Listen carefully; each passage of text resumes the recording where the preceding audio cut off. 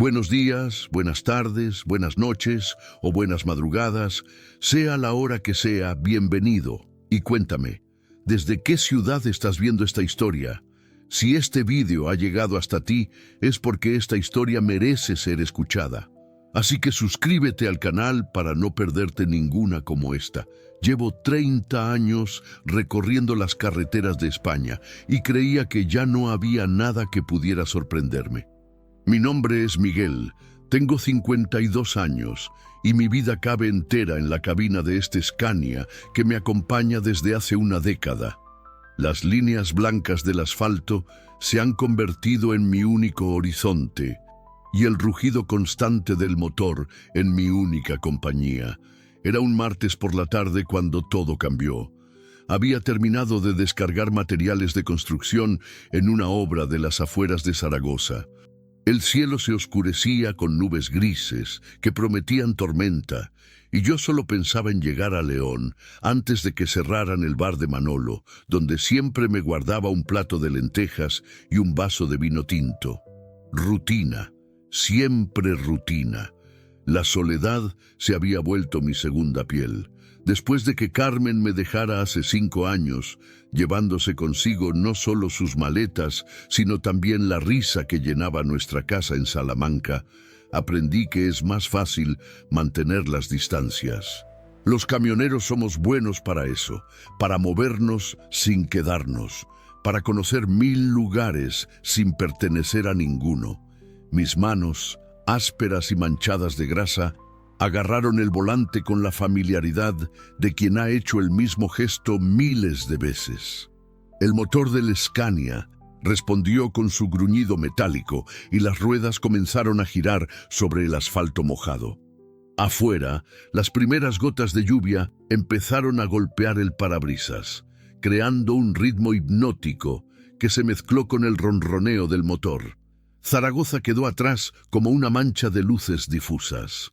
Tomé la A68 hacia el oeste, conociendo cada curva, cada peaje, cada área de servicio como si fueran viejos amigos. El olor a gasóleo se mezclaba con el aroma húmedo de la tierra que entraba por la ventanilla entreabierta. Era el perfume de mi vida, combustible, lluvia y kilómetros.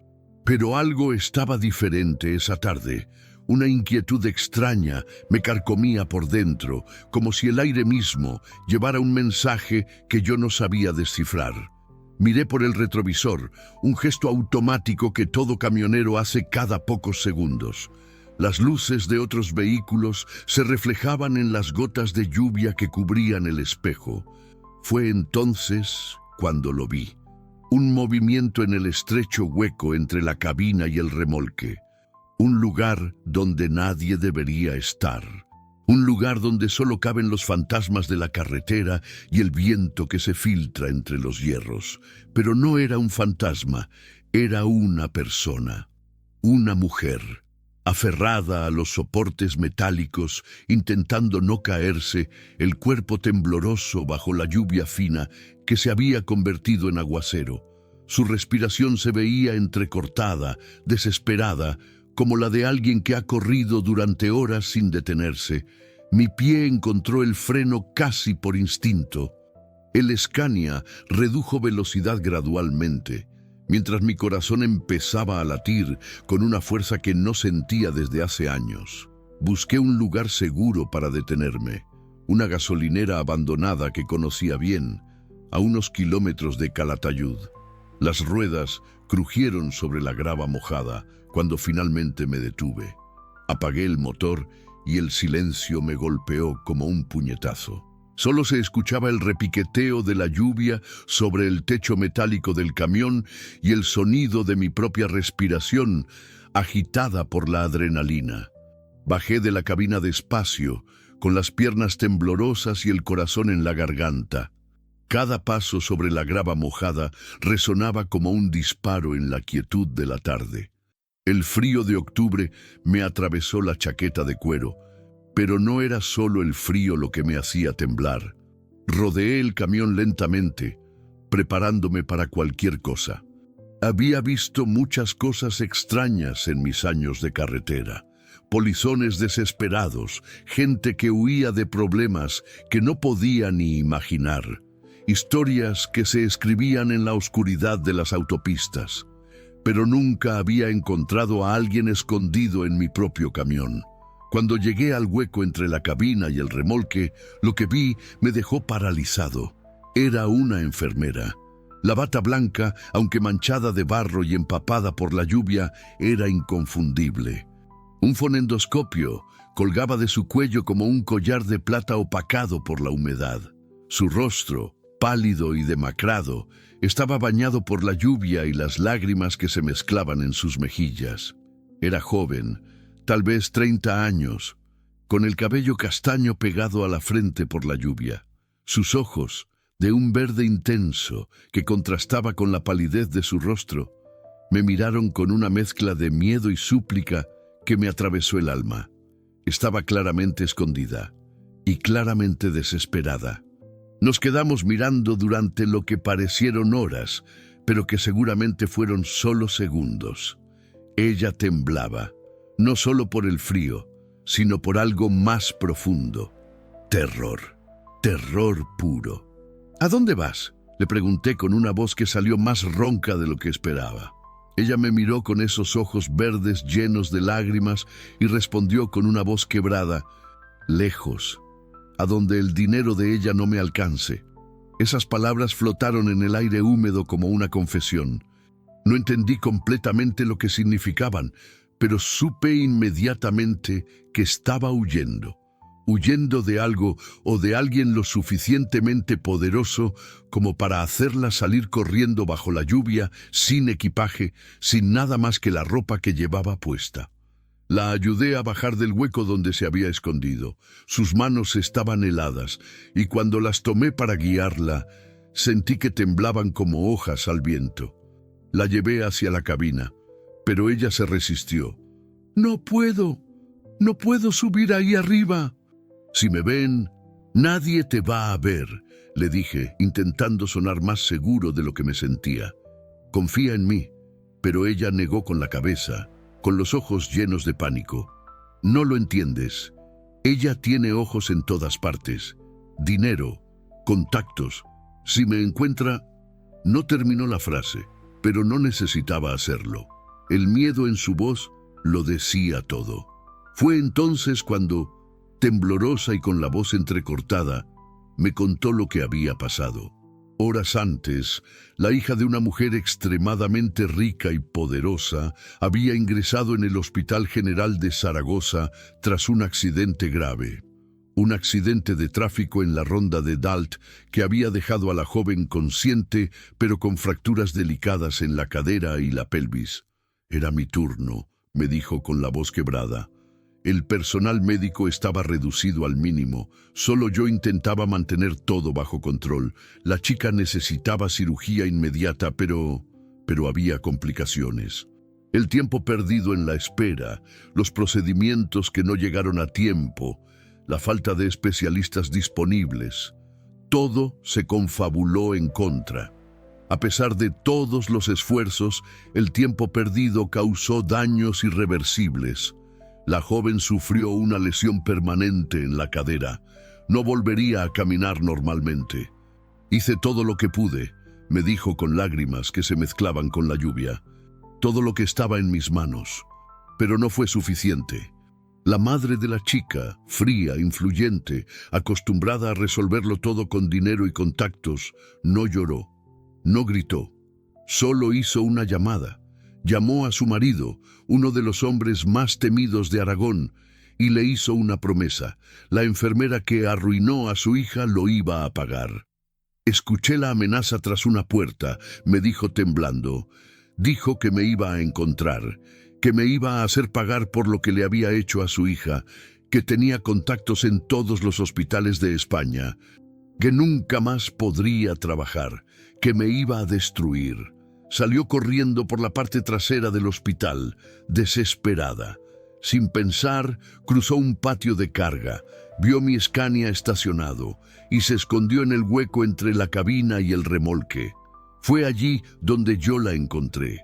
Mientras me contaba su historia, la lluvia arreciaba. Las gotas golpeaban el techo del camión con una intensidad que parecía reflejar el caos interior de aquella mujer. Yo la escuchaba en silencio, sintiendo cómo algo dentro de mí se removía, algo que había estado dormido durante años. Pude haberme ido. Pudo fingir que no vi nada.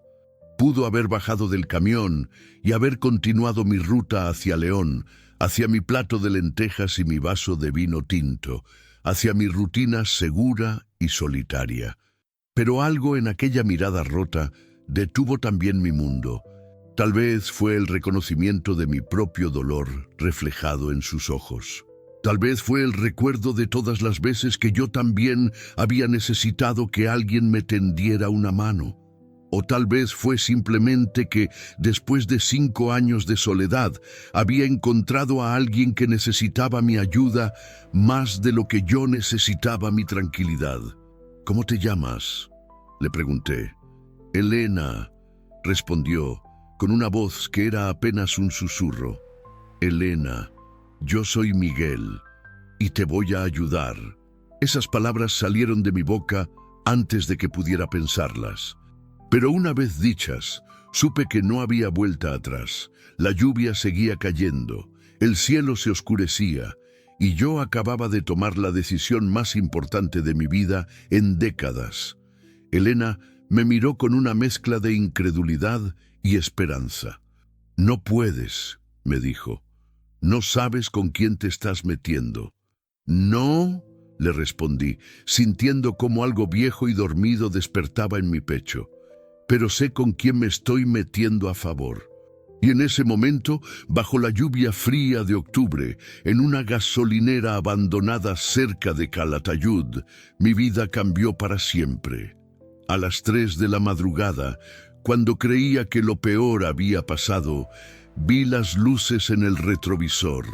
Llevábamos 5 horas recorriendo carreteras secundarias por Castilla-La Mancha. Habíamos evitado Toledo, rodeado Talavera por caminos rurales que solo conocía por mis años de experiencia. Elena dormía profundamente en el asiento del copiloto, envuelta en la manta, con el rostro finalmente relajado después de horas de tensión. El paisaje nocturno de la meseta castellana se extendía a nuestro alrededor como un mar negro salpicado de pequeñas luces distantes. El olor seco de la tierra y los rastrojos se filtraba por la ventanilla entreabierta, mezclándose con el ronroneo constante del motor. Era una de esas noches donde el mundo parecía estar dormido, donde solo existíamos el asfalto, las estrellas y nosotros. Pero entonces aparecieron 2 puntos de luz en la distancia, siguiendo exactamente nuestro rastro. Al principio pensé que era coincidencia, una furgoneta o un coche que simplemente iba en nuestra misma dirección.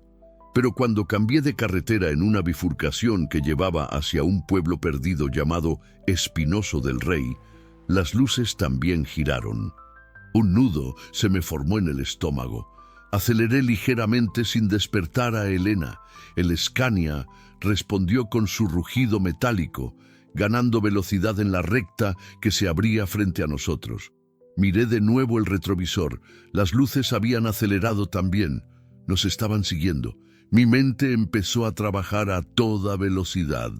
¿Cómo nos habían encontrado? ¿Habían revisado las cámaras de tráfico? ¿Tenían contactos que habían identificado mi matrícula?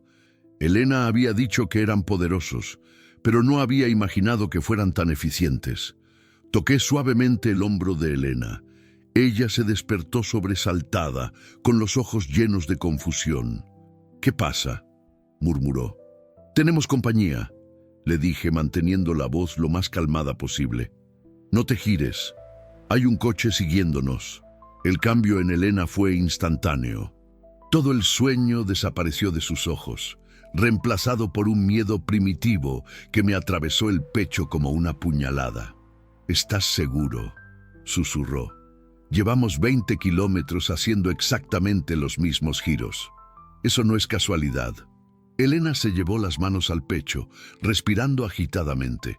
Podía ver que estaba entrando en pánico. «Van a encontrarnos», Van a... Elena, escúchame, le dije con firmeza. No van a encontrarnos. Conozco estas carreteras mejor que ellos. Pero necesito que mantengas la calma. Pero yo mismo no estaba tan calmado como intentaba parecer. Mi corazón latía con fuerza y mis manos sudaban contra el volante. Había transportado carga durante 30 años, había conducido en tormentas, niebla y nevadas, pero nunca había tenido que huir de nadie. Las luces en el retrovisor se acercaron un poco más.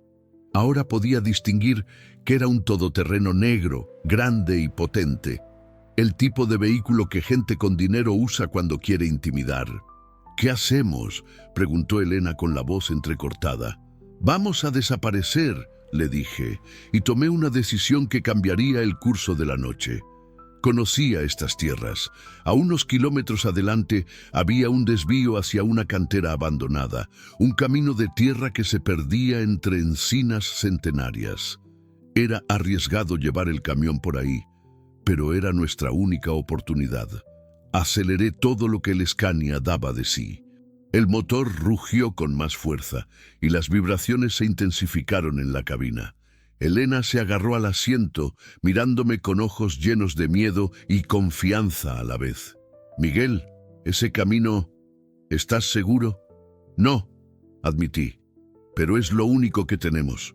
El desvío apareció de repente en la oscuridad, un camino de tierra apenas visible entre la vegetación. Giré bruscamente, sintiendo cómo las ruedas traseras patinaron ligeramente en la gravilla. El camión se inclinó peligrosamente, pero mantuve el control. Las ramas de las encinas arañaron los laterales del remolque con un sonido que me puso los pelos de punta. Elena se tapó los ojos, incapaz de mirar. Yo mantenía la vista fija adelante, rezando para que el camino fuera lo suficientemente ancho y firme. Tras unos minutos que parecieron eternos, llegamos a un claro donde había estado la cantera. Era un espacio abierto, rodeado de árboles, perfecto para esconderse. Apagué todas las luces y el motor, sumergiéndonos en un silencio absoluto. Elena y yo nos quedamos inmóviles, conteniendo la respiración. Podíamos escuchar nuestros propios latidos y, a lo lejos, el sonido de un motor que se acercaba por la carretera principal. El todoterreno pasó de largo sin aminorar la velocidad. Sus luces se perdieron en la distancia, dejándonos solos en la oscuridad. «¿Crees que se han ido?», susurró Elena. «No lo sé», le respondí. «Pero no podemos quedarnos aquí mucho tiempo. Si vuelven con más gente...» No terminé la frase, pero Elena entendió. Esperamos otros 20 minutos en silencio antes de que me atreviera a encender el motor de nuevo. Cuando finalmente salimos de nuestro escondite, lo hicimos sin luces, guiándome solo por la luna llena que se filtraba entre las nubes. Era peligroso, pero menos peligroso que ser encontrados. «¿Cómo sabían dónde estábamos?», preguntó Elena cuando regresamos a la carretera principal. «No lo sé», le dije, pero mi mente no paraba de dar vueltas. A menos que una terrible posibilidad se me ocurrió. Saqué mi teléfono móvil del bolsillo y lo miré como si fuera una serpiente venenosa. «Elena, ¿tienes tu móvil contigo?». Ella asintió, sacando un teléfono de su bolsillo. «Tenemos que deshacernos de ellos. Ahora». «¿Qué? ¿Por qué?». «Pueden rastrearnos a través de ellos. Si tienen los contactos que dices, pueden haber conseguido que les faciliten nuestra localización». Elena palideció. Sin dudarlo, bajó la ventanilla y tiró su teléfono a la cuneta. Yo hice lo mismo con el mío. Verlos desaparecer en la oscuridad me dio una extraña sensación de libertad y desamparo a la vez. «Ahora sí que estamos solos», murmuró Elena. «Sí», le dije, «pero también somos invisibles». Cambiamos completamente nuestro plan. En lugar de dirigirnos directamente hacia Cáceres, decidimos hacer un gran rodeo por Ávila y Salamanca. Serían más horas de viaje, pero también más seguridad. Durante las siguientes 2 horas, Elena y yo hablamos más de lo que habíamos hablado en toda la noche. Tal vez era el miedo, tal vez era la adrenalina, pero algo nos había cambiado a ambos. Miguel, ¿puedo preguntarte algo personal?, me dijo cuando pasábamos por un pueblo dormido cerca de Ávila. Dispara. ¿Te arrepientes de haberte casado? La pregunta me pilló desprevenido. Carmen, hacía horas que no pensaba en ella. No me arrepiento de haberme casado, le dije después de pensarlo. Me arrepiento de no haber sabido estar casado. ¿Qué quieres decir? Carmen era una buena mujer. Merecía un marido que estuviera presente, que compartiera sus sueños, que construyera algo con ella. Yo le di un hombre que siempre estaba de paso. Elena asintió como si entendiera. ¿Y tú?, le pregunté. ¿Has estado casada? ¿Tienes pareja? Tuve, respondió con una sonrisa triste. Se llamaba David, también médico, pero la medicina consume mucho, y al final nos quedamos sin tiempo para nosotros. ¿Cuándo terminó? Hace 2 años. Él consiguió una plaza en Barcelona. Yo tenía mi trabajo en Zaragoza. Dijimos que lo íbamos a intentar a distancia, pero la distancia gana siempre. Sí, la distancia siempre gana. Había algo en la manera que Elena hablaba de su ex que me resultaba familiar. El tono de quien acepta la responsabilidad por algo que no pudo controlar completamente. ¿Lo echas de menos?, le pregunté. Echo de menos la idea de él. Echo de menos no estar sola. Pero no echo de menos los silencios largos durante las cenas o fingir que no me importaba que siempre estuviera pensando en el trabajo. Conocía esa sensación. La había vivido con Carmen. Es extraño, le dije. ¿Cómo puedes estar más solo estando con alguien que estando realmente solo? Exacto, al menos cuando estás solo de verdad, no tienes que fingir que no lo estás. Era las 5 de la madrugada cuando llegamos a las afueras de Salamanca.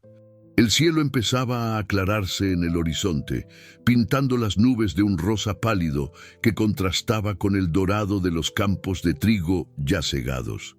«Miguel», me dijo Elena de repente. «Para. ¿Qué pasa?» «Para el camión, por favor». Obedecí, deteniéndome en el arcén de una carretera secundaria. Elena bajó y camó hasta un pequeño mirador que daba vista a los campos que se extendían hasta Salamanca. La seguí, preocupado. Ella estaba de pie mirando el amanecer, con lágrimas silenciosas cayendo por sus mejillas. «Elena, ¿qué pasa?» «Ayer por la mañana me desperté en mi cama, en mi apartamento. Tenía una vida, un trabajo, una rutina, y ahora no sé ni quién soy». Me acerqué a ella sin saber qué decir. A veces las palabras no sirven de nada. «Sí sabes quién eres», le dije finalmente. «Eres Elena, una enfermera que se ha pasado 8 años salvando vidas. Eres una mujer valiente que no se rinde. Eres alguien que se merece algo mejor que esto». Ella se giró hacia mí y en sus ojos vi algo que me removió hasta los cimientos. «¿Y tú sabes quién eres, Miguel?». Era una pregunta que no esperaba. ¿Quién era yo? El camionero solitario, el exmarido fracasado, el hombre que había huido de sus problemas durante 5 años. «Estoy empezando a averiguarlo», le dije. Elena me miró durante un largo momento y después hizo algo que no esperaba. Se acercó y me abrazó. Fue un abrazo desesperado, de 2 personas que se aferraban la una a la otra en medio de la tormenta. Yo la abracé también, sintiendo su cuerpo temblar contra el mío. Olía a hospital, a miedo, a cansancio, pero también olía a algo más, a esperanza. Cuando nos separamos, el sol ya había salido completamente. Un nuevo día había comenzado, y con él nuevos peligros y nuevas posibilidades.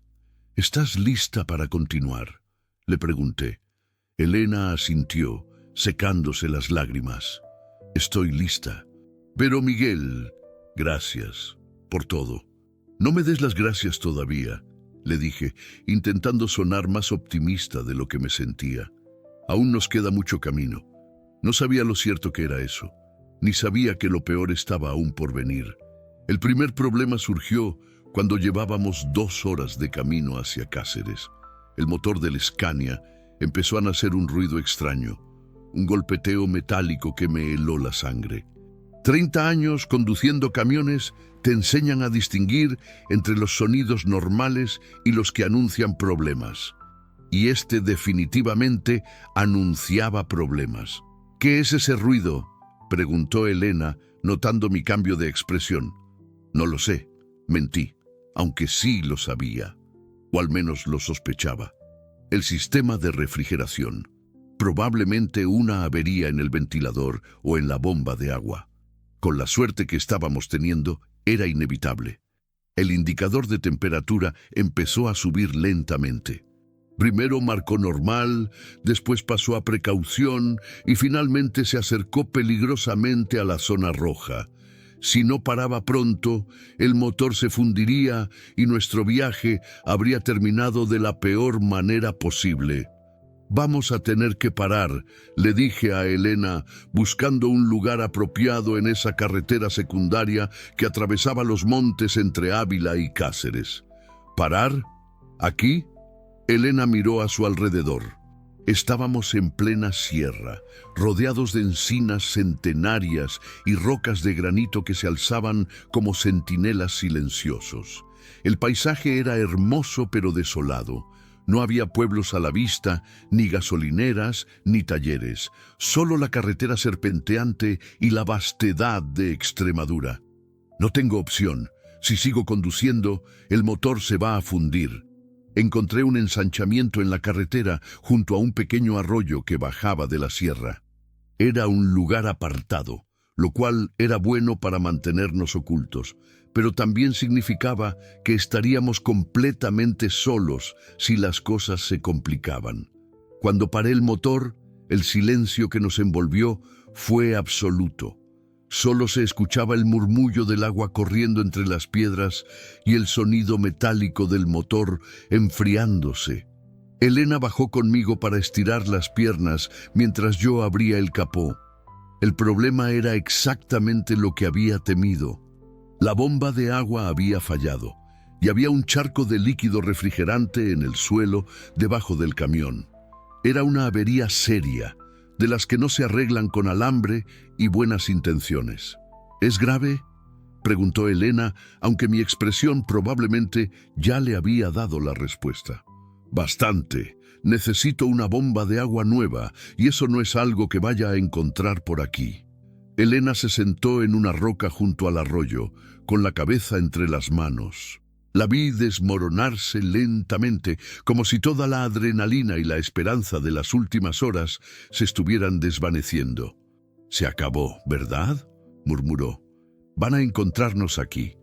«No se ha acabado nada», le dije, aunque yo mismo no estaba muy convencido. «Solo necesitamos pensar», pero mientras revisaba el motor, mi mente se llenaba de dudas. ¿Qué diablos estaba haciendo?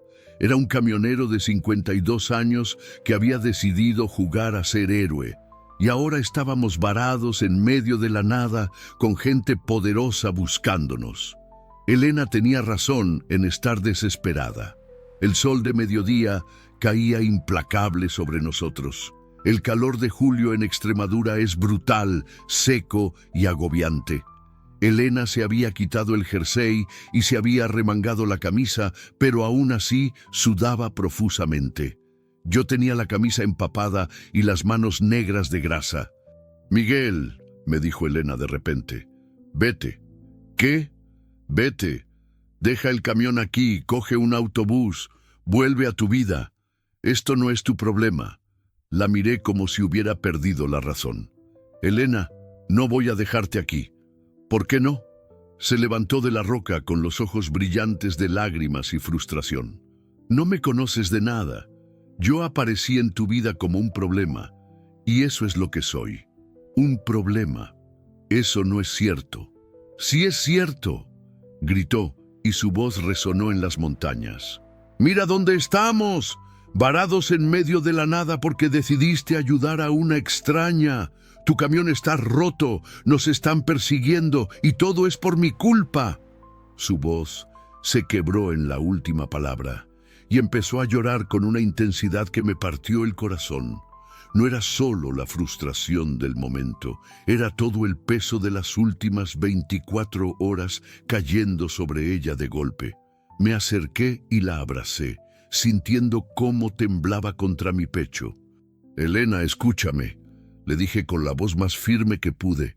«Tú no apareciste en mi vida como un problema. Apareciste como una oportunidad». ¿Una oportunidad de qué? De volver a ser quien era antes de que todo se fuera al carajo. De volver a sentir que mi vida sirve para algo más que transportar cemento de un lado a otro. Ella se separó de mí, secándose las lágrimas con el dorso de la mano. «Pero tu camión, el camión se puede arreglar, los motores se pueden reparar. Pero si me voy ahora, si te abandono aquí, eso no se puede reparar. No voy a poder vivir conmigo mismo». Elena me miró durante un largo momento y vi algo cambiando en sus ojos, una decisión tomándose forma. «Entonces vamos a arreglarlo», me dijo. «Elena, no es tan sencillo. Necesito repuestos, herramientas».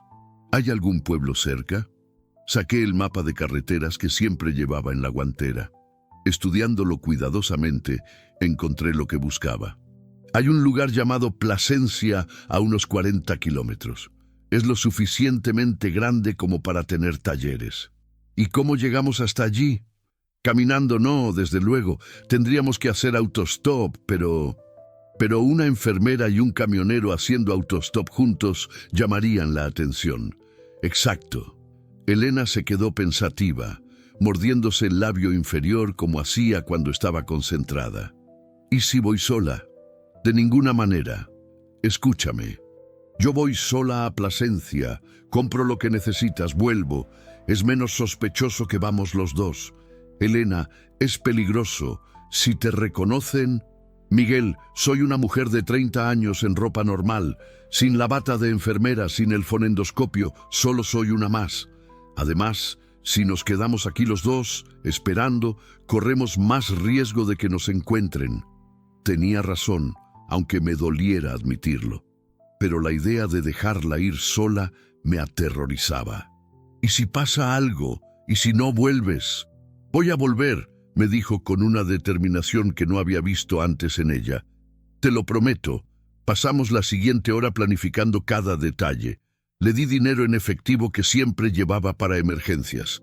Le expliqué exactamente qué necesitaba. Una bomba de agua para un Scania Serie R, líquido refrigerante, y algunas herramientas básicas si podía conseguirlas. También le di mi chaqueta de cuero, que era lo suficientemente grande como para cambiar su apariencia. Con el pelo recogido en una coleta y la chaqueta, parecía más joven, más informal, menos enfermera. «Elena», le dije cuando estaba a punto de irse, «si algo se tuerce, si sientes que hay peligro, olvídate del camión y vete, ¿entiendes?» «Entiendo, pero, Miguel, ¿y si cuando vuelva ya no estás aquí?» «Voy a estar aquí, aunque tenga que esperarte una semana». Ella asintió, me dio un beso en la mejilla que me sorprendió por su ternura y se dirigió hacia la carretera para hacer autostop. Ver cómo se alejaba fue una de las cosas más difíciles que había hecho en mi vida. Elena levantó el pulgar cuando pasó el primer coche, un Seat León conducido por un hombre mayor que se detuvo inmediatamente. Desde la distancia no pude oír la conversación, pero la vi subir al coche y alejarse hacia Plasencia. Y entonces me quedé solo. Las siguientes 4 horas fueron las más largas de mi vida. Me quedé junto al camión, intentando hacer algunas reparaciones menores mientras esperaba, pero mi mente no paraba de dar vueltas. ¿Y si la habían reconocido? ¿Y si el hombre que la había llevado tenía malas intenciones? ¿Y si simplemente había decidido que era más fácil desaparecer que volver? Esa última posibilidad me dolía más de lo que quería admitir. En menos de 24 horas, Elena se había convertido en algo importante para mí. No sabía si era protección paternal, atracción o simplemente la necesidad de sentirme útil después de años de vacío. pero sí sabía que su ausencia me pesaba como una losa. A media tarde empezaron a aparecer nubes oscuras en el horizonte. El calor había ido aumentando durante todo el día, creando esa presión atmosférica que anuncia tormenta. El aire se había vuelto espeso, cargado de electricidad. Y entonces empezó a llover. No fue una lluvia gradual, sino un diluvio repentino que convirtió el arroyo en un torrente y la carretera en un río. Me refugié en la cabina del camión, pero el ruido del agua golpeando el techo metálico era ensordecedor.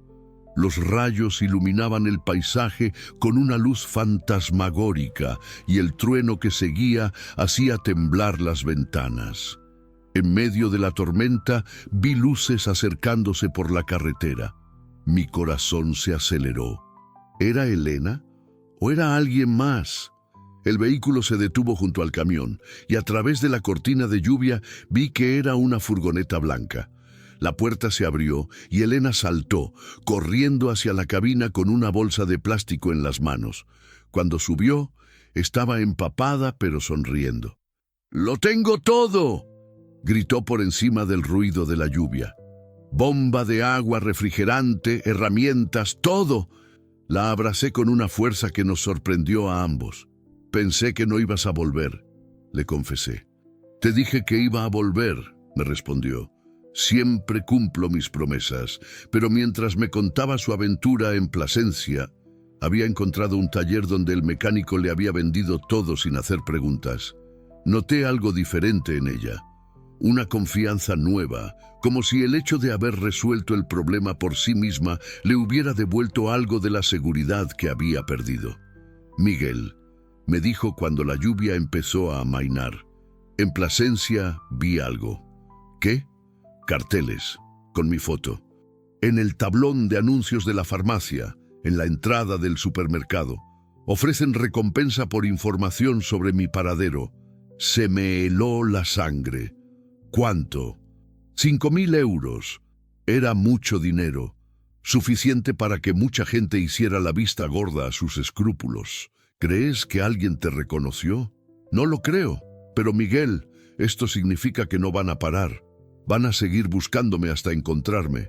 Entonces tendremos que ser más inteligentes que ellos. Elena me miró con una intensidad que me atravesó. ¿Tú crees que lo vamos a conseguir? ¿De verdad crees que podemos ganar? Era una pregunta que no tenía respuesta fácil, pero mirando sus ojos verdes, viendo la determinación que había reemplazado al miedo, supe que tenía que intentarlo. Sí, le dije, lo vamos a conseguir. La tormenta pasó tan rápidamente como había llegado, dejando el aire fresco y limpio. Trabajamos juntos para cambiar la bomba de agua, con Elena pasándome herramientas y ayudándome a sostener piezas. Sus manos de enfermera, acostumbradas a la precisión, fueron invaluables. Cuando terminamos, ya había anochecido. El motor arrancó al primer intento, ronroneando suavemente sin el golpeteo metálico que nos había asustado por la mañana. ¿Listo para continuar?, le pregunté. Elena asintió, pero antes de subir al camión se detuvo y me miró. Miguel, hay algo que tengo que decirte. ¿Qué? Cuando estaba en ese coche camino de Plasencia pensé en escapar, en bajarme en cualquier sitio y desaparecer para siempre. Habría sido lo más fácil. ¿Por qué no lo hiciste? Porque me di cuenta de algo. Durante 8 años he ayudado a otras personas. He salvado vidas, he consolado familias, he estado ahí cuando la gente me necesitaba. Pero nunca nadie había hecho eso por mí. Hasta ahora. Sus palabras me llegaron directo al corazón. Elena, no, déjame terminar. Quiero que sepas que pase lo que pase, estos 2 días han sido los más importantes de mi vida, porque me han enseñado que todavía hay gente buena en el mundo, gente como tú. Nos quedamos en silencio, mirando las estrellas que habían aparecido después de la tormenta. El aire olía a tierra mojada y a nuevo comienzo. Vamos, le dije finalmente. Aún nos queda camino por recorrer. Subimos al camión y retomamos la ruta hacia Cáceres. Pero algo había cambiado entre nosotros. Ya no éramos solo un camionero y una enfermera huyendo juntos. Éramos dos personas que habían decidido confiar completamente la una en la otra. No sabíamos que la prueba más dura aún estaba por llegar. Llegamos a la finca de Paco cuando el reloj del tablero marcaba las 11:15 de la noche. Habíamos conducido durante horas por carreteras secundarias, evitando los pueblos principales y manteniéndonos alerta ante cualquier vehículo que nos siguiera demasiado de cerca. Pero el viaje había transcurrido sin incidentes y por primera vez en 2 días empezaba a creer que tal vez lo habíamos conseguido. La finca estaba situada en las afueras de Cáceres, en una zona rural donde las encinas centenarias se alzaban como guardianes silenciosos sobre colinas ondulantes. Era un lugar perfecto para desaparecer, apartado, discreto y rodeado de suficiente terreno como para ver venir a cualquier visitante indeseado. Paco Hernández había sido mi compañero de ruta durante 15 años antes de jubilarse. Un hombre de 68 años, viudo desde hace 3, que había decidido retirarse a este rincón de Extremadura para criar cabras y cultivar un pequeño huerto. Le debía más favores de los que podía contar, pero el más importante había sido hace 5 años, cuando Carmen me dejó y yo toqué fondo. Paco me había dado trabajo cuando nadie más quería saber nada de mí. Cuando detuve el Scania frente a la casa de Piedra Gris, Paco ya estaba esperando en el porche, alto y delgado, con una barba blanca cuidadosamente recortada y esos ojos azules que lo habían convertido en un conquistador en sus tiempos mozos. Llevaba una escopeta de caza colgada del brazo, no de manera amenazante, sino como quien está acostumbrado a vivir en el campo y sabe que la vida puede ser impredecible. «Miguel, cabrón», me gritó con esa voz ronca que había conocido en 1000 bares de carretera. «Por fin apareces. Empezaba a pensar que te habían comido los lobos». Bajé del camión y Elena me siguió, tímida y claramente nerviosa. Había estado callada durante la última hora del viaje, preparándose mentalmente para conocer a alguien en quien tendríamos que confiar nuestras vidas. «Paco, te presento a Elena», le dije. «La amiga de la que te hablé por teléfono». Era mentira, por supuesto. No había podido llamarle por teléfono porque habíamos tirado nuestros móviles, pero Paco era lo suficientemente inteligente como para entender que si aparecíamos a medianoche sin avisar, debía haber una buena razón. «Encantado, señorita», dijo Paco, quitándose la gorra con una galantería de otro tiempo. «Cualquier amiga de Miguel es amiga mía, aunque debo decir que tiene usted mucho mejor aspecto que él». Elena sonrió por primera vez en horas y me di cuenta de lo mucho que había echado de menos esa sonrisa. «Gracias, señor Hernández. Miguel me ha hablado mucho de usted». «Paco, por favor. Y Miguel, será mejor que me cuentes qué diablos está pasando. He visto pasar 3 todoterrenos negros por el pueblo en las últimas horas, y eso no es normal por aquí». Se me heló la sangre. Los habían encontrado. «¿Cuándo fue la última vez?», le pregunté. «Hace 1 hora, más o menos». Iban despacio, como buscando algo. Elena y yo intercambiamos una mirada llena de miedo. Pensábamos que habíamos ganado tiempo, pero ellos seguían ahí, como tiburones oliendo sangre en el agua. «Paco, necesitamos quedarnos aquí unos días. Elena tiene problemas serios». «¿Qué tipo de problemas?». Miré a Elena, pidiendo permiso con los ojos. Ella asintió. «Del tipo que puede acabar con gente muy poderosa queriendo hacerte daño». Paco nos estudió durante un largo momento, con esos ojos azules que habían visto de todo en 70 años de vida. Finalmente asintió. «Está bien, pero vamos a hacer las cosas bien. El camión no puede quedarse aquí a la vista. Hay un granero detrás de la casa donde podremos esconderlo, y ustedes dos van a tener que contarme la historia completa. Si me voy a meter en esto, necesito saber a qué me enfrento. Los siguientes 30 minutos los pasamos moviendo el Scania al granero y ocultándolo bajo lonas y paja. Era un trabajo duro, pero cuando terminamos, el camión había desaparecido completamente.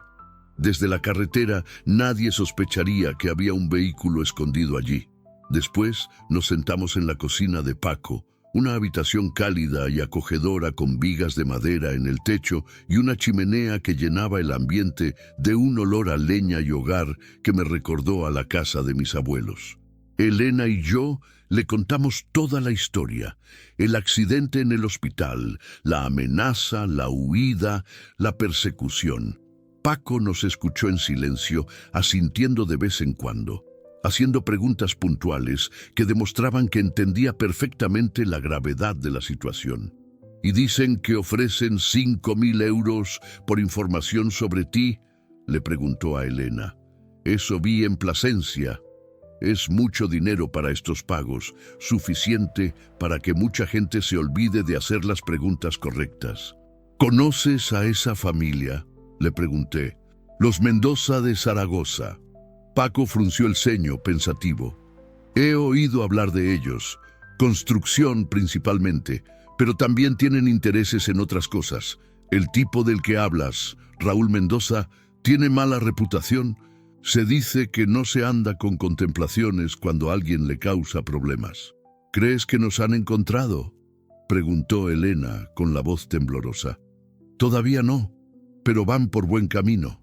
Esos todoterrenos que vi no eran turistas perdidos, estaban buscando algo. Me levanté y me acerqué a la ventana. Fuera, la noche era completa, sin luna, solo las estrellas alumbrando el paisaje rural. Pero en algún lugar ahí fuera, sabía que había gente buscándonos con una determinación que no iba a flaquear. ¿Qué hacemos?, pregunté. De momento, dormir, respondió Paco.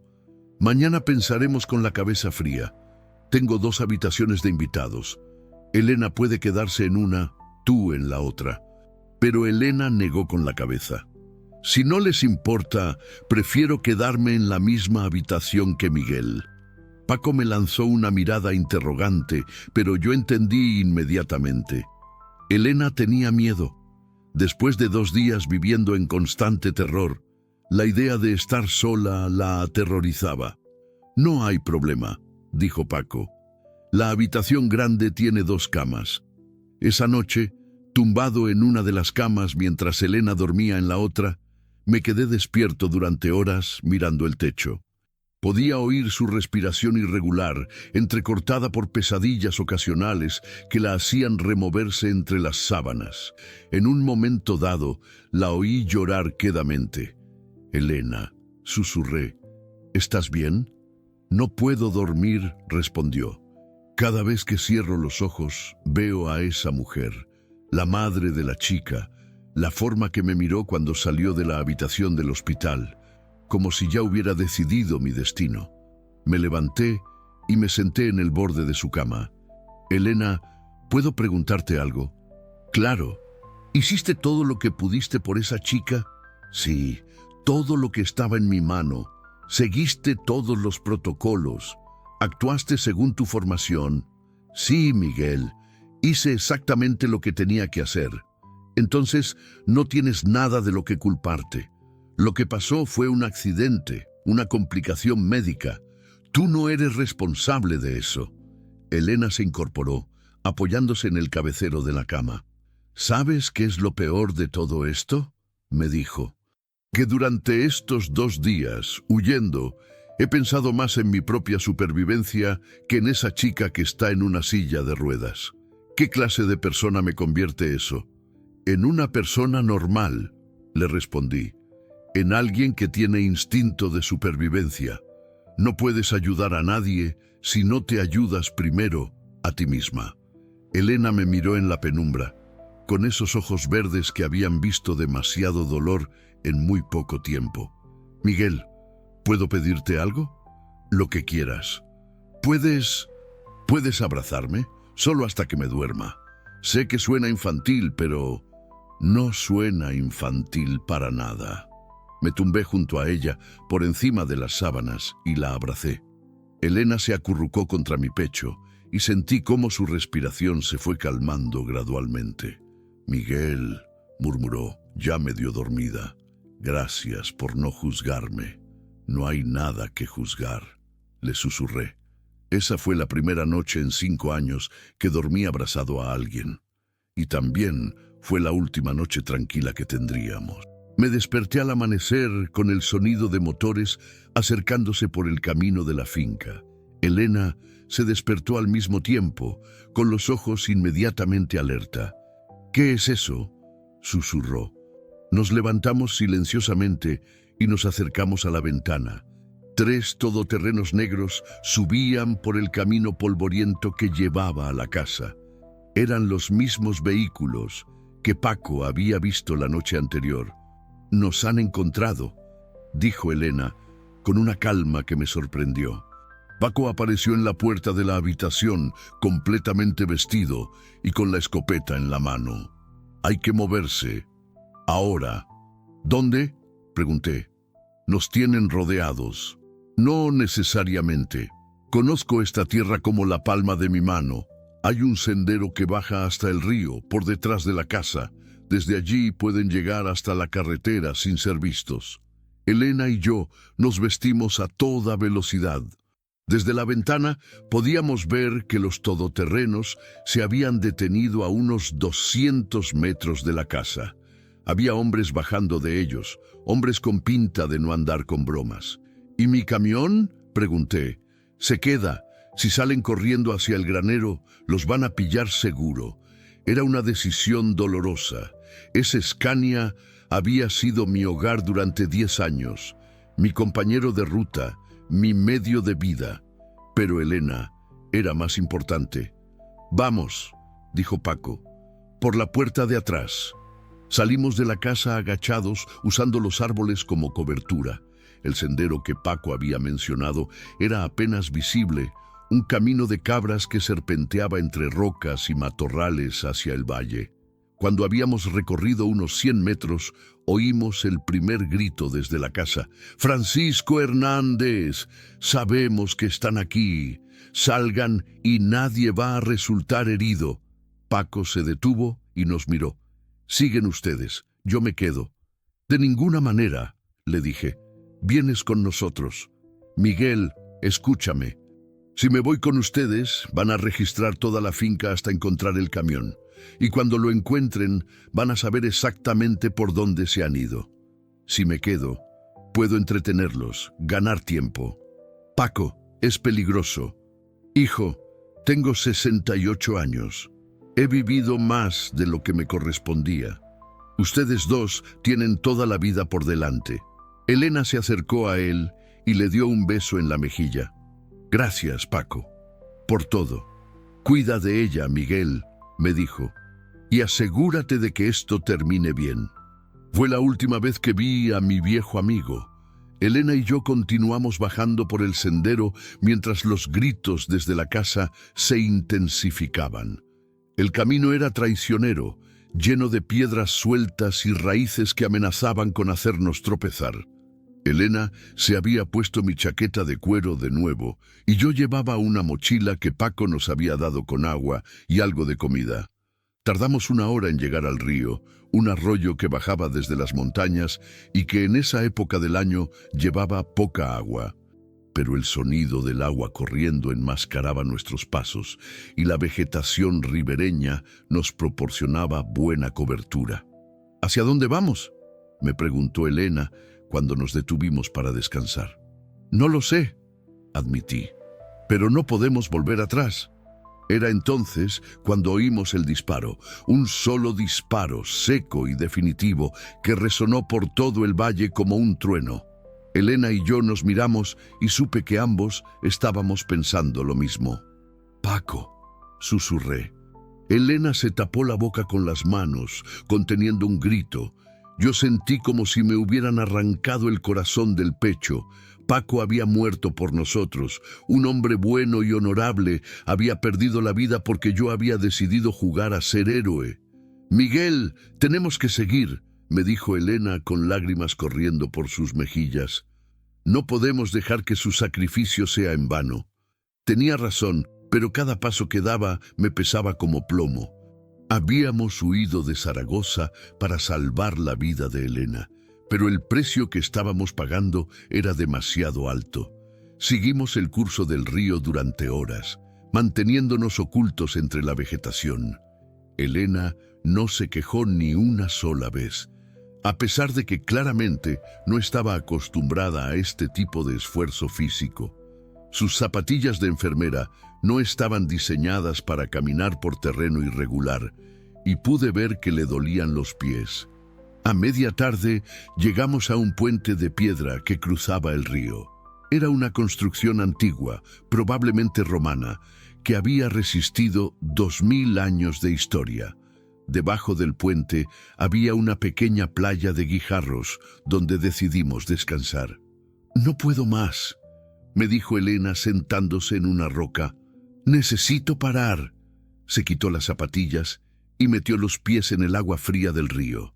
Tenía ampollas en los talones y los dedos hinchados. «Elena, lo siento», le dije. «Todo esto es culpa mía». «¿Culpa tuya? ¿Cómo puede ser culpa tuya? Si no te hubiera ayudado, si te hubiera dejado en esa gasolinera, si me hubieras dejado en esa gasolinera ya estaría muerta», me interrumpió. «O peor. Miguel, lo que has hecho por mí, nadie lo había hecho antes. Pero Paco tomó su propia decisión, como la tomaste tú cuando me encontraste, como la tomé yo cuando decidí confiar en ti». Elena se levantó y se acercó a mí. El sol de la tarde se filtraba entre las hojas de los álamos que crecían junto al río, creando un juego de luces y sombras en su rostro. «Miguel, quiero que sepas algo. Estos 3 días contigo han sido los más reales de mi vida. Por primera vez en años he sentido que alguien me veía de verdad, no como la enfermera eficiente, no como la chica que siempre tiene todo bajo control. Me has visto como soy realmente». «Elena, no, déjame terminar. Sé que esto empezó como un rescate, tú ayudando a una extraña en problemas, pero se ha convertido en algo más, ¿verdad?». La miré, viendo el valor que había crecido en ella durante estos días. Ya no era la mujer aterrorizada que había encontrado escondida en mi camión. Era alguien que había descubierto su propia fortaleza. «Sí», le dije, «se ha convertido en algo más». Elena se acercó más hasta que nuestros rostros estuvieron a pocos centímetros. «Entonces vamos a luchar juntos. Vamos a encontrar una manera de salir de esto». Pero juntos, la besé. Fue un beso suave, lleno de promesas y de miedos, de esperanza y de desesperación. Cuando nos separamos, supe que habíamos cruzado una línea de la que no había vuelta atrás. «¿Qué hacemos ahora?», me preguntó. Miré a mi alrededor. El río, el puente, las montañas que se alzaban a nuestro alrededor, y entonces tuve una idea. «Vamos a cambiar las reglas del juego», le dije. «Hasta ahora hemos estado huyendo. Es hora de que ellos tengan miedo de nosotros». Elena me miró con curiosidad y algo que podría haber sido admiración. «¿Qué tienes en mente?». «Algo que nunca van a esperar», le dije. «Vamos a contraatacar». No sabía exactamente cómo, pero mientras miraba el agua del río corriendo hacia el mar, supe que había llegado el momento de dejar de ser la presa y convertirse en el cazador. La guerra acababa de comenzar. La idea me llegó esa misma tarde, mientras caminábamos por una carretera secundaria buscando algún lugar donde refugiarnos para la noche. Elena cojeaba ligeramente por las ampollas, pero no se quejaba. Su determinación de las últimas horas me había impresionado tanto como su vulnerabilidad de los primeros días. Habíamos llegado a un pequeño pueblo llamado Garrobillas de Alconétar, uno de esos lugares que parecen haberse quedado detenidos en el tiempo. Casas de piedra gris, calles empedradas y una plaza central donde los ancianos jugaban al dominó bajo la sombra de los plátanos centenarios. Era el tipo de sitio donde todo el mundo se conoce y donde la llegada de forasteros no pasa desapercibida. Pero también era exactamente lo que necesitábamos.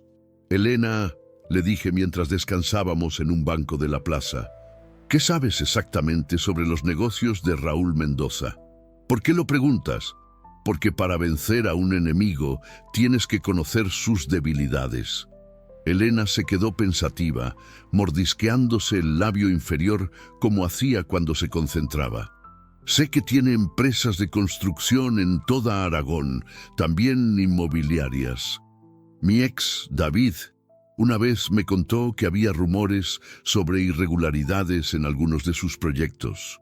Licencias que se conseguían demasiado rápido, inspecciones que nunca se hacían, ese tipo de cosas. ¿Algo específico? Hubo un escándalo hace 2 años. Un centro comercial que se construyó en terrenos que supuestamente estaban protegidos. Pero el asunto se silenció muy rápido, demasiado rápido, según David. ¿Tu ex sigue trabajando en Zaragoza?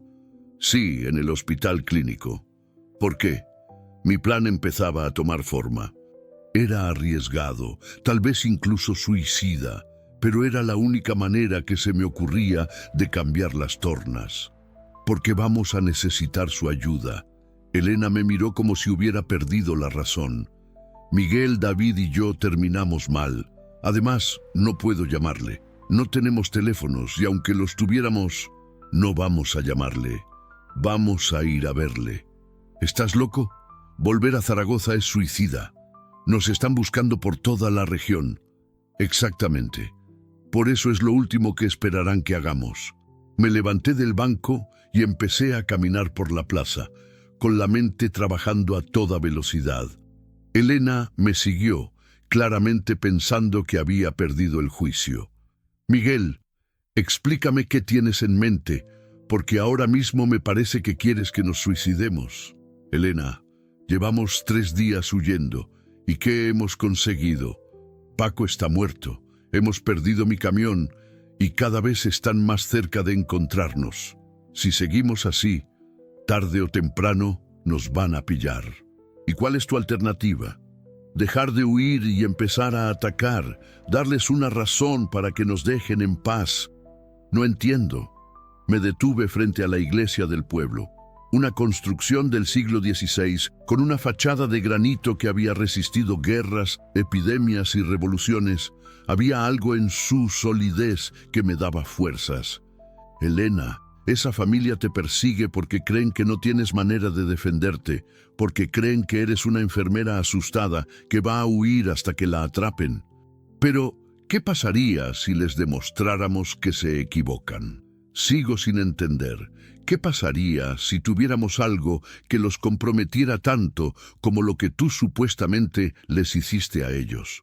Elena se quedó en silencio durante un largo momento, procesando lo que le estaba diciendo. Estás hablando de chantaje. Estoy hablando de autodefensa, de conseguir algo que los obligue a dejarte en paz. Pero Miguel, aunque David supiera algo sobre los negocios sucios de Mendoza, ¿por qué iba a arriesgarse ayudándome? Porque tú le vas a explicar que no es solo por ti. Es por todas las personas que Mendoza va a destruir en el futuro si nadie lo para. Elena se sentó en los escalones de la iglesia con la cabeza entre las manos. Es demasiado arriesgado. Si nos pillan en Zaragoza, si nos pillan en cualquier sitio, estamos perdidos. La interrumpí. Al menos así tendremos una oportunidad de luchar. Un cura anciano salió de la iglesia en ese momento. Un hombre de unos 70 años con sotana gastada y una sonrisa amable. Nos miró con curiosidad, claramente notando nuestro aspecto cansado y algo desesperado. «Buenas tardes», nos dijo. «¿Necesitan ayuda?» Era una pregunta simple, pero había algo en su tono que me hizo pensar que realmente quería ayudar, no solo cumplir con un protocolo social. «Padre», le dije, «¿podría hablar con usted un momento?»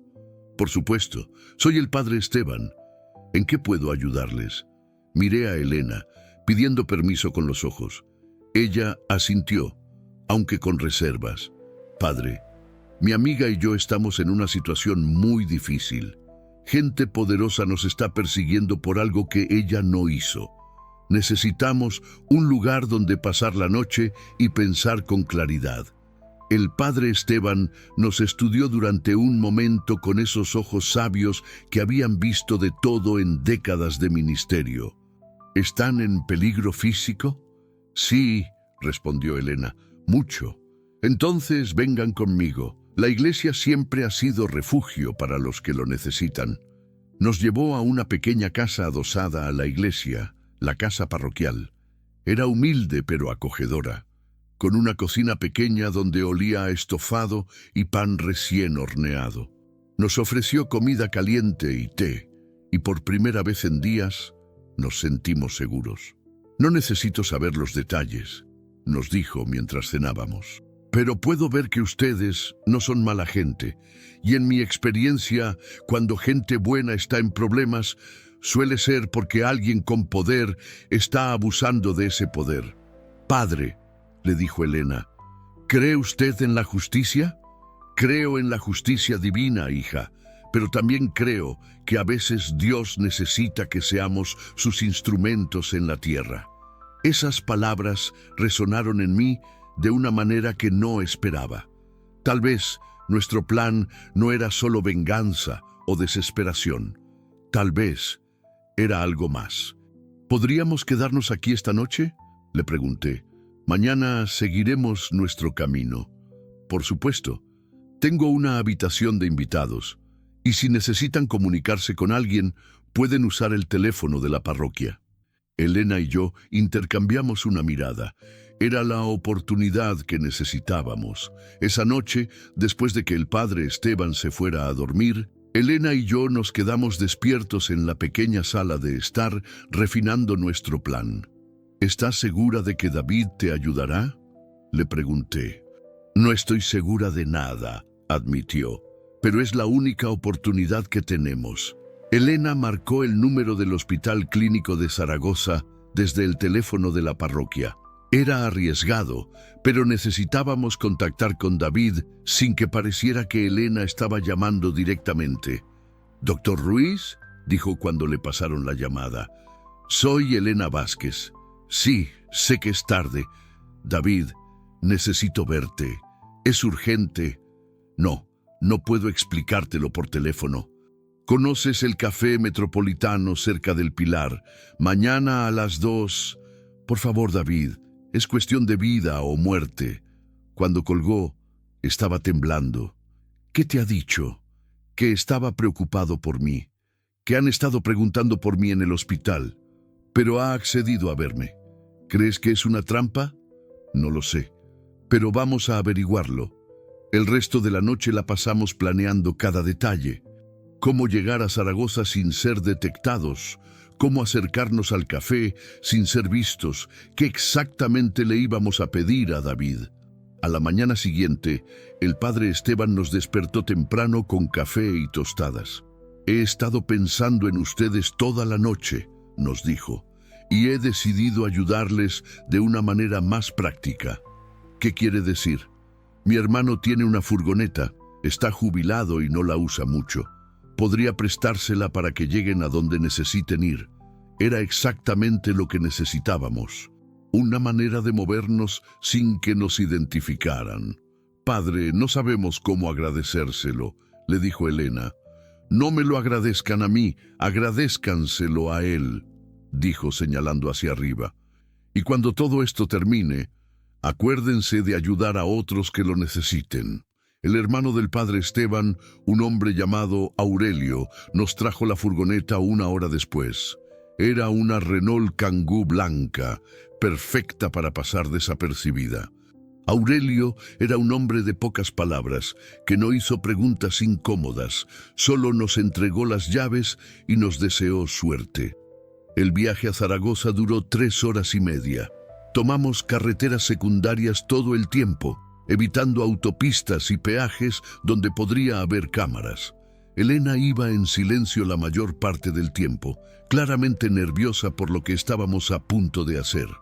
«Elena», le dije cuando estábamos llegando a las afueras de Zaragoza, Una vez que entremos en la ciudad, no hay vuelta atrás. ¿Estás segura de que quieres hacer esto? No, me respondió. No estoy segura de nada, pero sé que no puedo seguir huyendo para siempre. Llegamos al Café Metropolitano a la 1:30 de la tarde. Era un local pequeño y acogedor cerca de la Basílica del Pilar, lleno de turistas y locales. Perfecto para una reunión discreta. Elena entró sola mientras yo esperaba en la furgoneta, vigilando la calle. David llegó puntual exactamente a las 2. Lo reconocí inmediatamente por las fotos que Elena me había enseñado. Un hombre de unos 35 años, alto, con gafas y el aspecto serio de alguien acostumbrado a tomar decisiones importantes. Los vi sentarse en una mesa del fondo. Desde mi posición no podía oír la conversación, pero podía ver las expresiones de sus rostros. David parecía sorprendido, después preocupado, después asustado. La conversación duró casi 1 hora. En varios momentos vi que David negaba con la cabeza, como si no quisiera involucrarse, pero Elena seguía hablando, explicando, convenciendo. Finalmente, David asintió. Elena salió del café con una expresión que mezclaba alivio y miedo. Se subió a la furgoneta y me miró con ojos brillantes. «Lo tenemos», me dijo. «¿Qué tenemos exactamente?» David conoce a un periodista de investigación que lleva años intentando demostrar las irregularidades de Mendoza. Tiene documentos, testimonios, pero nunca ha tenido pruebas suficientes para publicar algo. ¿Y David sabe dónde están los archivos confidenciales de las inspecciones de obra de los últimos 5 años, incluidas las del centro comercial que te mencioné. Mi corazón empezó a latir más rápido. ¿Puede conseguir esas pruebas? Ya las tiene. Las ha estado copiando durante meses, por si algún día las necesitaba. David siempre fue muy meticuloso. ¿Y está dispuesto a entregárselas al periodista? Con una condición: que Mendoza deje de perseguirme. David va a hacer llegar un mensaje a través de contactos comunes. O Mendoza me deja en paz, o toda la información sale a la luz. Era mejor de lo que había esperado. No solo teníamos una manera de defendernos, sino que podíamos exponer realmente la corrupción de Mendoza. ¿Cuándo van a hacerlo? Mañana. David va a entregar los documentos al periodista mañana por la mañana. Y después enviará el mensaje a Mendoza. Y hasta entonces, seguimos escondiéndonos, pero ya no como víctimas, como cazadores esperando el momento perfecto para atacar. Elena me besó, y en ese beso había algo diferente. Ya no era el beso desesperado de alguien que se aferra a la vida, era el beso de alguien que había recuperado el control de su destino.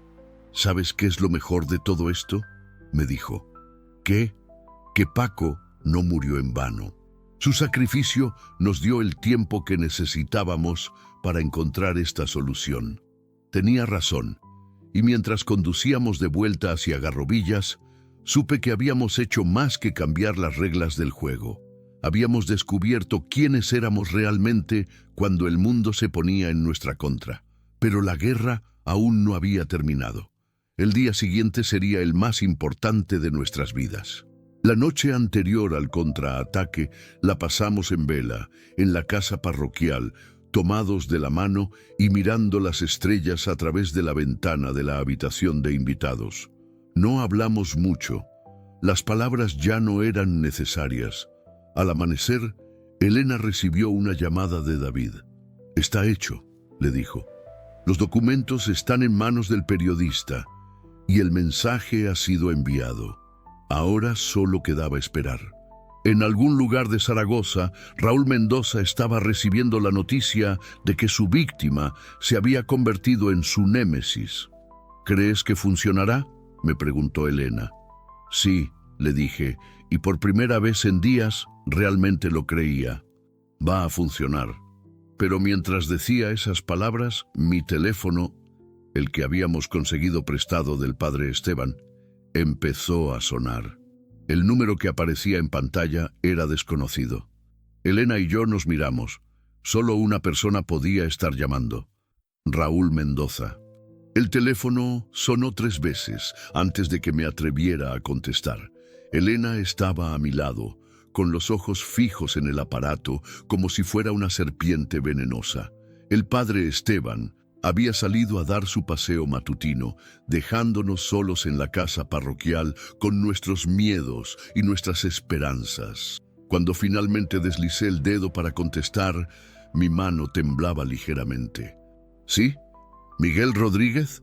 La voz era grave, controlada, con un acento aragonés que arrastraba las palabras como quien está acostumbrado a que le obedezcan sin cuestionamientos. ¿Quién pregunta? Raúl Mendoza. Creo que usted y yo tenemos que hablar. Elena palideció al oír el nombre. Se acercó más para poder escuchar la conversación. No tengo nada que hablar con usted, le dije, intentando mantener la voz firme. Al contrario, señor Rodríguez, creo que tenemos mucho de lo que hablar, especialmente sobre ciertos documentos que han llegado a manos de gente que no debería tenerlos. Así que ya sabía lo de David y el periodista. Era rápido, tenía que reconocérselo. No sé de qué me habla. Una risa seca resonó al otro lado del teléfono. Señor Rodríguez, no me tome por idiota. Sé exactamente lo que han hecho usted y la señorita Vázquez, y debo admitir que me han sorprendido. No esperaba que una enfermera asustada fuera capaz de orquestar algo así. Elena no orquestó nada. Solo se defendió. Ah, así que admite que conoce a la señorita. Interesante. Me di cuenta de que había cometido un error, pero ya era demasiado tarde para rectificar. ¿Qué quiere, Mendoza? Quiero una reunión. Usted, yo y la señorita Vázquez, para negociar los términos de una tregua. Elena negó con la cabeza violentamente, pero yo levanté la mano para que esperara. ¿Qué tipo de tregua? Muy simple. Ustedes se olvidan de esos documentos y hacen que desaparezcan. Yo me olvido de lo que pasó en el hospital y dejamos que la señorita Vázquez continúe con su vida. ¿Y cómo sabemos que cumplirá su palabra? Porque, señor Rodríguez, yo soy un hombre de negocios, y los negocios se basan en la confianza mutua. Si publican esos documentos, ambos sabemos que va a ser muy malo para mí, pero también saben que yo tengo recursos para hacer que la vida de ustedes se vuelva muy complicada, incluso desde la cárcel. Era una amenaza velada, pero clara. ¿Dónde quiere reunirse? En terreno neutral. Conozco un restaurante en las afueras de Calatayud. Se llama El Mesón del Caminante. Esta noche a las 9. Calatayud. Era donde había empezado todo, donde había encontrado a Elena escondida en mi camión. Había cierta ironía poética en que también fuera donde todo terminara. Estaremos allí, le dije. Excelente. Y señor Rodríguez, vengan solos. Si veo a cualquier otra persona, la reunión se cancela y volvemos al punto de partida. La línea se cortó, dejándonos en un silencio que pesaba como plomo. Está loco si piensa que voy a ir a esa reunión, me dijo Elena inmediatamente. Es una trampa, probablemente, pero también es nuestra única oportunidad de acabar con esto. Miguel, ese hombre mandó matar a Paco. ¿Crees que va a dudar en matarnos a nosotros? No, admití. Pero tampoco creo que vaya a hacerlo en un restaurante lleno de gente. Es demasiado inteligente para eso. Elena se levantó y empezó a caminar por la pequeña sala con esa energía nerviosa que la invadía cuando estaba procesando información difícil. ¿Y si es verdad? ¿Y si realmente quiere negociar? Entonces tendremos que decidir si estamos dispuestos a vivir con un trato con el diablo. ¿Qué quieres decir? Elena, si hacemos ese trato, Mendoza sale libre, seguirá con sus negocios sucios, seguirá corrompiendo funcionarios, seguirá destruyendo vidas. Pero tú vivirás. Ella se detuvo y me miró con esos ojos verdes que habían visto tanta transformación en los últimos días. ¿Y tú qué opinas? Opino que la decisión es tuya. Es tu vida la que está en juego. Elena se sentó junto a mí, tomó mis manos entre las suyas y me miró directamente a los ojos. Miguel, hace una semana yo era una enfermera que vivía una vida tranquila y predecible. No me implicaba en problemas que no fueran míos. No me arriesgaba, no luchaba por nada que no fuera mi trabajo. Pero estos días contigo me han enseñado que hay cosas por las que vale la pena luchar. ¿Qué estás diciendo? Estoy diciendo que vamos a ir a esa reunión, pero no para hacer un trato. Vamos a ir para asegurarnos de que Mendoza entienda que no puede intimidarnos. Elena, eso es muy peligroso. Todo lo que hemos hecho ha sido peligroso, pero hasta ahora hemos salido adelante. ¿Y si no salimos adelante esta vez? Elena sonrió, y fue una sonrisa diferente a todas las que había visto antes. Era la sonrisa de alguien que había encontrado su valor. Entonces al menos habremos intentado hacer lo correcto. Pasamos el resto del día preparándonos para la reunión. Elena llamó a David para asegurarse de que el periodista tenía toda la información necesaria y que la publicaría si algo nos pasaba. También nos aseguramos de que el padre Esteban supiera dónde íbamos y cuándo deberíamos volver. Si no hemos vuelto mañana por la mañana, le dije al anciano sacerdote, llame a la Guardia Civil y cuénteles todo. Espero que no sea necesario, nos respondió. Pero si lo es, pueden contar conmigo. A las 7 de la tarde, Elena y yo salimos de Garrovillas en la furgoneta prestada. El viaje a Calatayud era de 1 hora y media, lo que nos daba tiempo para repasar nuestro plan una última vez. ¿Estás segura de que quieres hacer esto? Le pregunté cuando estábamos llegando a las afueras de la ciudad. Más segura de lo que he estado nunca de nada, me respondió. El mesón del caminante era exactamente lo que esperaba. Un restaurante tradicional aragonés con vigas de madera, paredes de piedra y mesas de madera maciza. A las 9 de la noche estaba lleno de familias cenando y grupos de amigos disfrutando de la comida casera.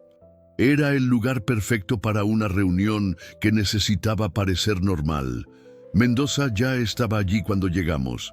Lo reconocí inmediatamente, un hombre de unos 55 años, corpulento pero no gordo, con el pelo gris peinado hacia atrás y traje caro que gritaba dinero y poder. Estaba sentado en una mesa del fondo, solo, con una copa de vino tinto delante. Cuando nos acercamos, se levantó con una sonrisa que no llegaba a sus ojos. Señorita Vázquez, señor Rodríguez, gracias por venir. Mendoza, respondí, sin estrecharle la mano que me ofrecía. Por favor, siéntense. He pedido una botella de Ribera del Duero excelente. No venimos a cenar, le dijo Elena con una frialdad que me impresionó. Venimos a escuchar lo que tiene que decir. Mendoza asintió como si hubiera esperado esa respuesta. Directa al grano. Me gusta eso en una mujer. Muy bien, seré claro. Ustedes tienen algo que me pertenece y yo tengo algo que ustedes quieren. ¿Qué tenemos que le pertenece?, pregunté. Documentos confidenciales obtenidos ilegalmente. Documentos que podrían malinterpretarse si cayeran en las manos equivocadas. ¿Y qué tiene usted que nosotros queremos? La vida de la señorita Vázquez, su reputación, su futuro. Era descaradamente directo, tenía que reconocérselo. ¿Y cuáles son sus términos?, preguntó Elena. Simples. Ustedes hacen que esos documentos desaparezcan para siempre.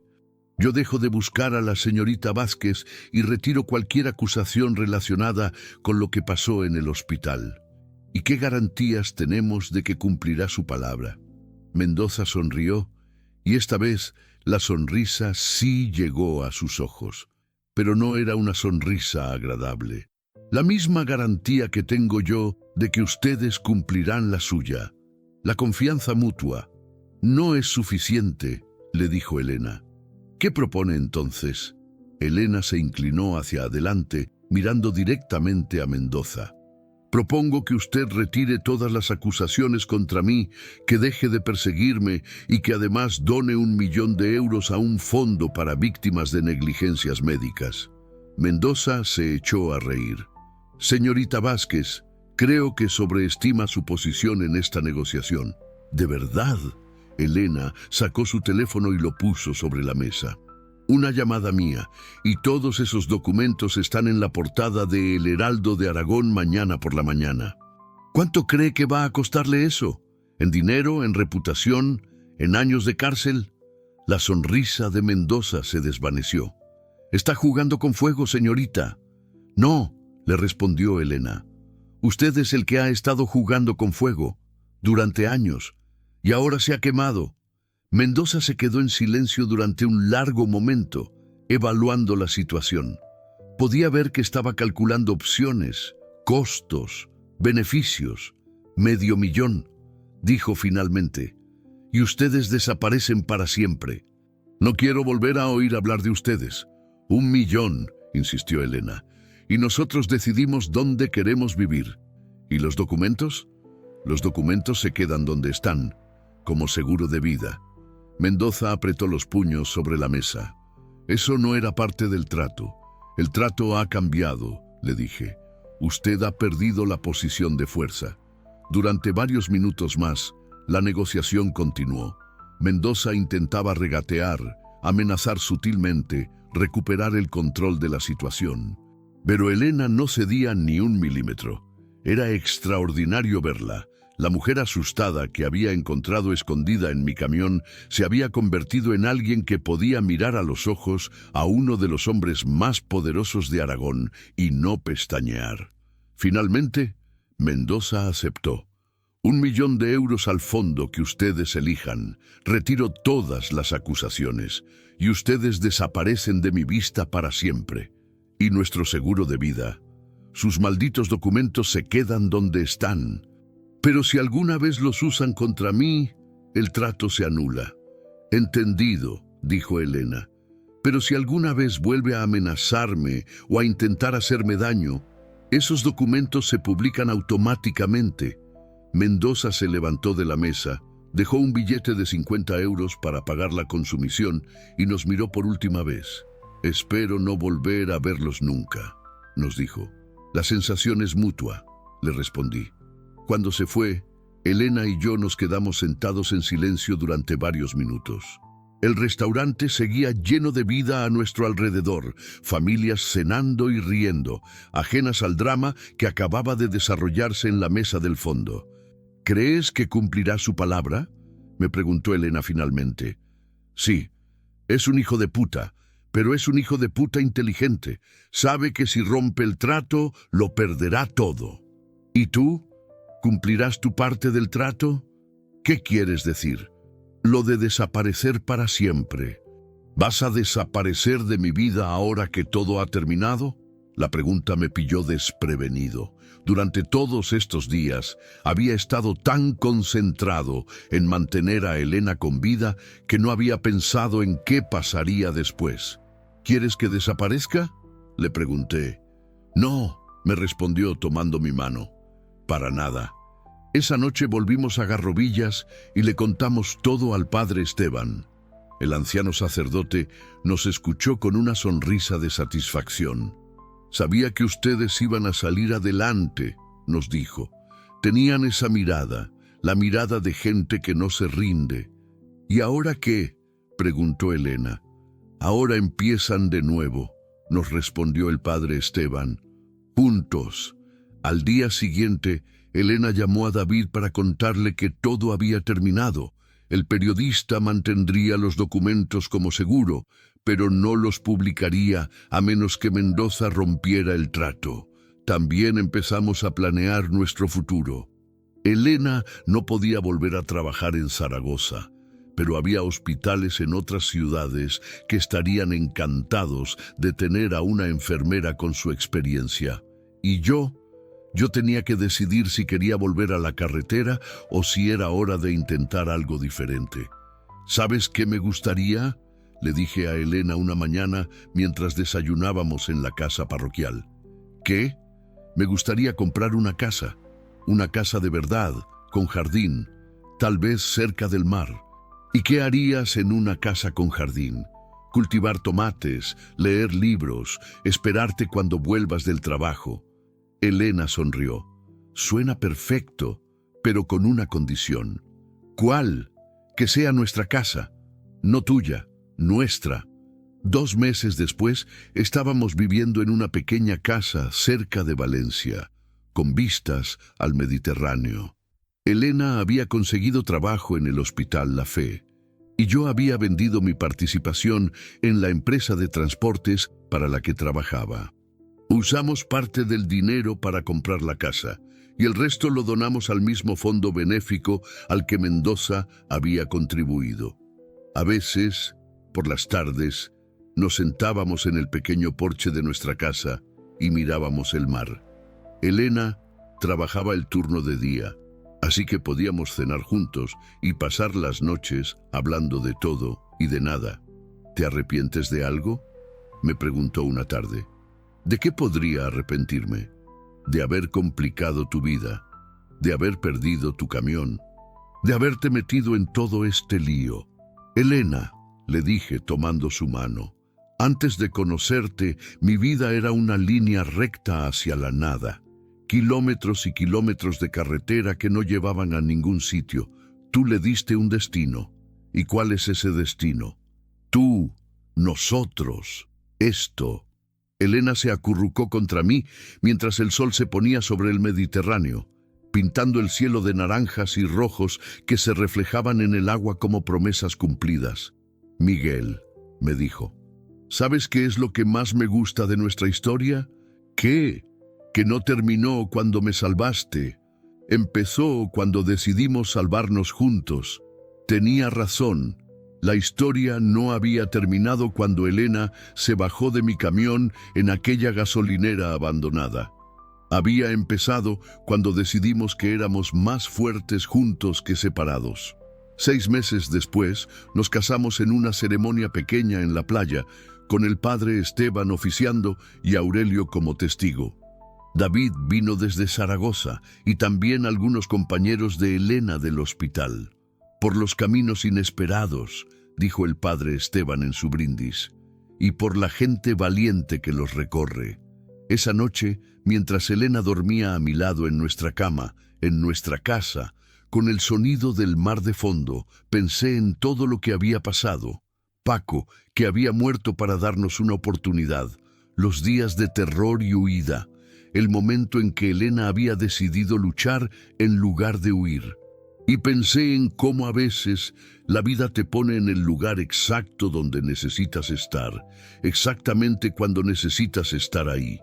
Yo había estado en esa gasolinera abandonada en el momento preciso en que Elena necesitaba que alguien la salvara. Pero ella había estado en mi camión en el momento exacto en que yo necesitaba que alguien me diera una razón para volver a vivir. Al año siguiente, Elena dio a luz a nuestro primer hijo. Lo llamamos Francisco, en honor a Paco. Es un niño fuerte y decidido, que ya muestra signos de tener los ojos verdes de su madre y la determinación de ambos. A veces, cuando lo miro dormir, pienso en todas las decisiones que tuvieron que tomarse para que él pudiera existir. Cada kilómetro recorrido, cada momento de miedo superado, cada acto de valor en la carretera había llevado a este momento. La vida sigue siendo impredecible. Elena y yo lo sabemos mejor que nadie, pero ahora, cuando llegan los problemas, los enfrentamos juntos.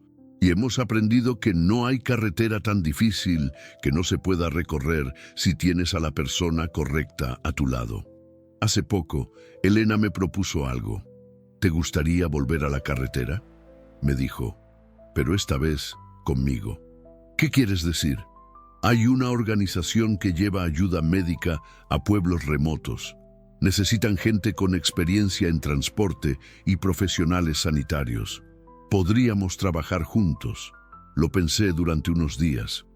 La idea de volver a la carretera, pero esta vez con un propósito, con Elena a mi lado, con la oportunidad de ayudar a otros como el padre Esteban nos había ayudado a nosotros. Sí, le dije, volvamos a la carretera.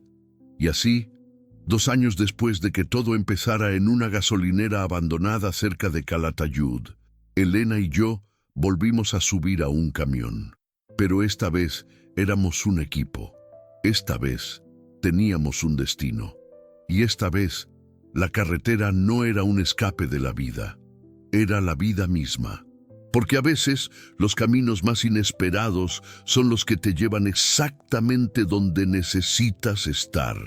Y a veces salvar a alguien es la manera de salvarte a ti mismo. El asfalto se extiende infinito frente a nosotros, lleno de posibilidades. Y nosotros lo recorremos juntos hacia el horizonte, hacia el futuro, hacia todo lo que está por venir. La historia de un camionero solitario y una enfermera en fuga se había convertido en algo mucho mejor. La historia de 2 personas que encontraron en la carretera no solo su destino, sino su hogar.